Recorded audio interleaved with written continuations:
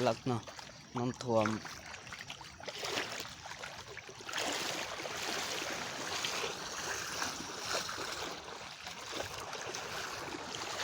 อันนี้ก็อยู่บ้านของใครเองมีน้ำห้วยนี่ไหลเข้ามาทางบ้านห้วยตะกั่ว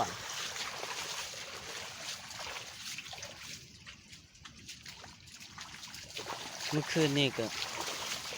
บริถ่ายมันท่วมหลายเพื่อนกองไข่แบบจนมันสิเตี้ยวเข้าไปนะ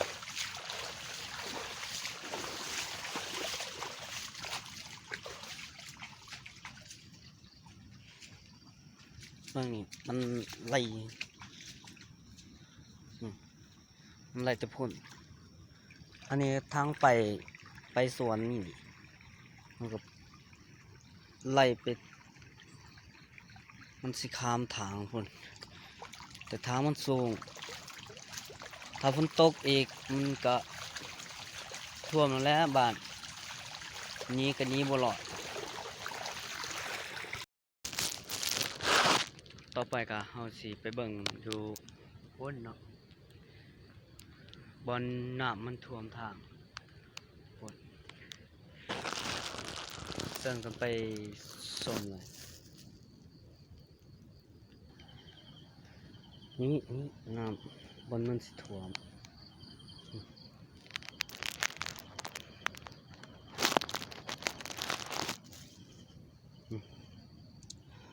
มันสิท่วมข้ามทางน้ำห้วยได้นี่แต่มันใหญ่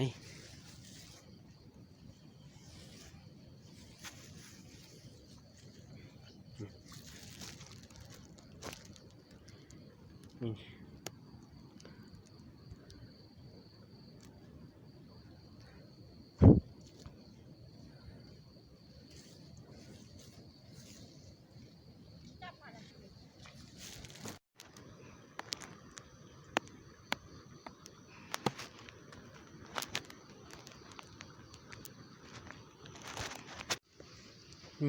บนนี่มันสิท่วมไปข้ามทาง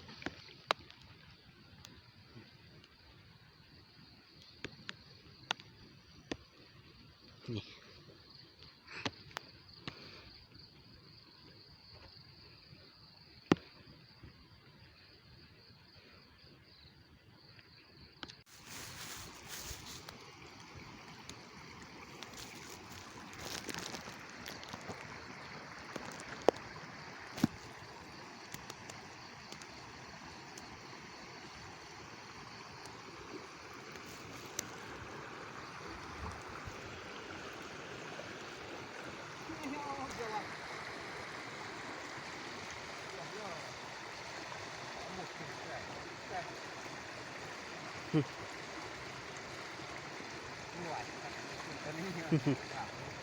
เลยฮอบมานอนแล้วเลยฮอบหลับมาเข้าที่จะเที่ยว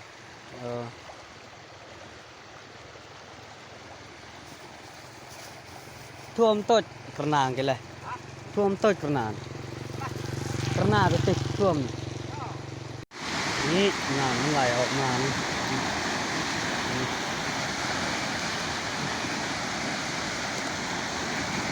ลึกมันไหลฮะโอ้ยเดี๋ยวพี่ถ้าว่ามีท่อนี่มันก็ท่วมไปข้ามทางไปเลยแต่อยู่พ้นว่ามีท่อเนาะเอามาเบิ่งนี้น้ำมันท่วมไปข้ามทางนี่เมื่อคืนนี้จนท่วมกว่านี้เลย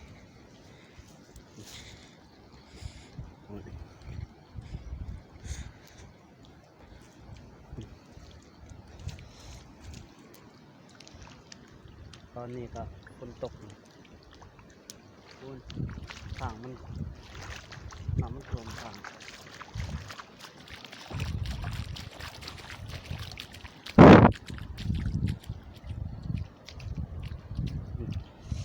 เมื่อคืนนี้ต้นท่วมกว่านี้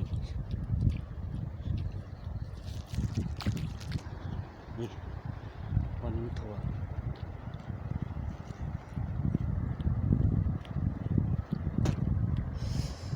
โอ้ยฝนก็ตกอยู่บ่เศร้ามื้อนี้ก็วันที่10 ตุลาแล้วมันยังบ่เศร้าตก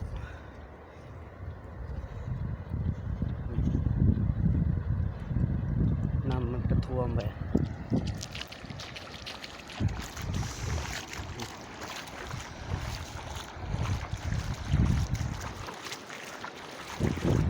นี่ท่วมส่วนมัน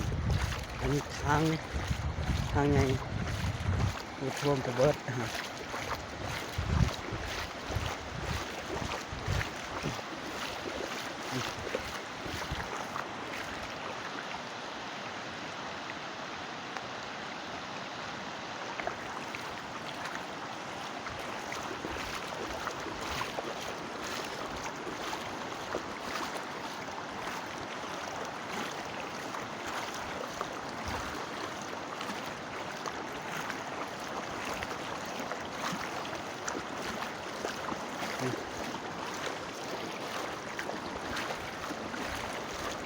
ท่วมกระเบิด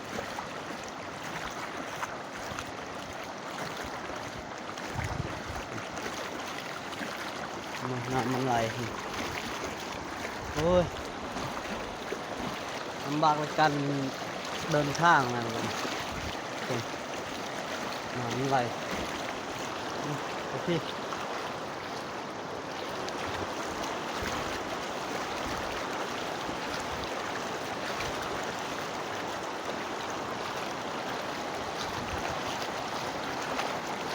นี่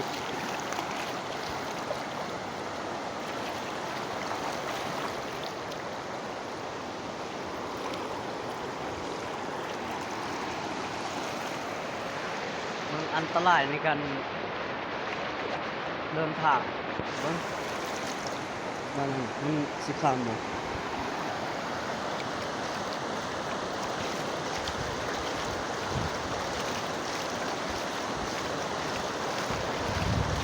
อะไรเนี่ย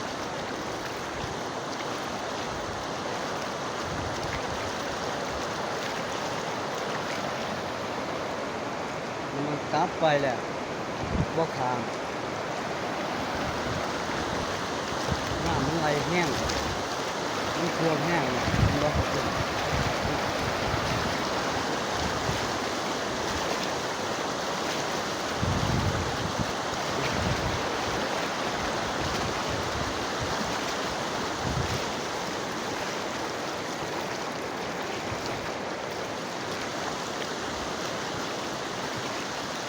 บ้านก็เกือบท่วมเกือบมันท่วมคือกัน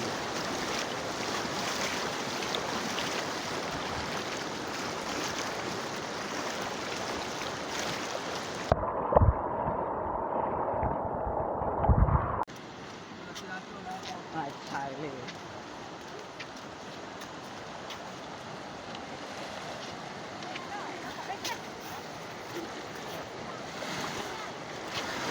จัดนั้นลูกชาย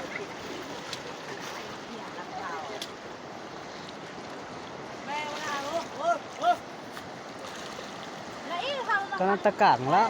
มันสักมันหนากระโร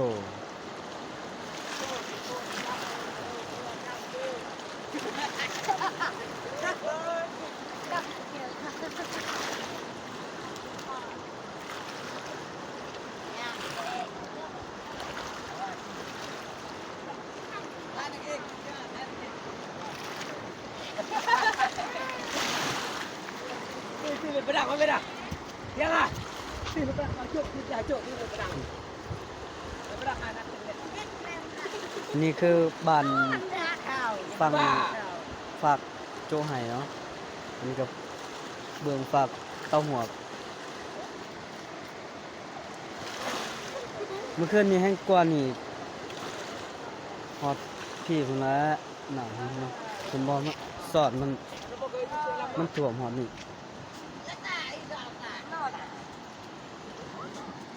ไ cái lò cái là đằng đúng không con cái lò ra ได้ปลาไล่บ่น้อง lay đây là kim tắt là kim